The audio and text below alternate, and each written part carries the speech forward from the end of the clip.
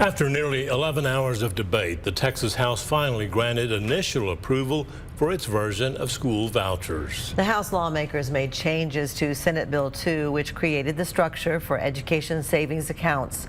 The bill sets aside $1 billion taxpayer dollars to create accounts for parents to pay for private schools. It also ties the program's per student dollars to public education funding. So if school funding increases, so does the amount each family could receive per student. If public demand exceeds the program's capacity, though, students with disabilities and students classified as low income would be prioritized. School choice, as I believe, is the civil rights issue of our time, empowering families to break free from failing systems. It ensures every child, regardless of background, has access to a quality education tailored to their needs. Last night's vote was 86 to 63. Every Democrat in attendance and 2 Republicans voted against the bill.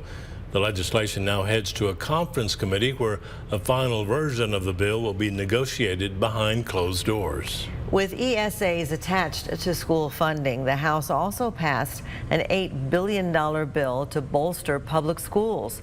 The plan was sent to the Senate this afternoon. House Bill 2 increases the basic allotment schools receive per student by $395. 40% of that would be used to provide raises for school staff. The allotment is also tied to property growth values, so it should increase every 2 years. This is the first increase to basic allotment since 2019. The bill also includes an additional $615 million in special education funding for next school year.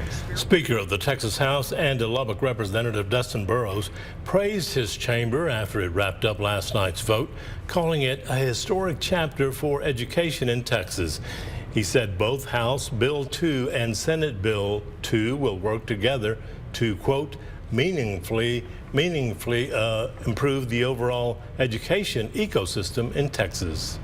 The governor also congratulated the House, calling it an extraordinary victory. School vouchers were Governor Abbott's top priority this legislative session.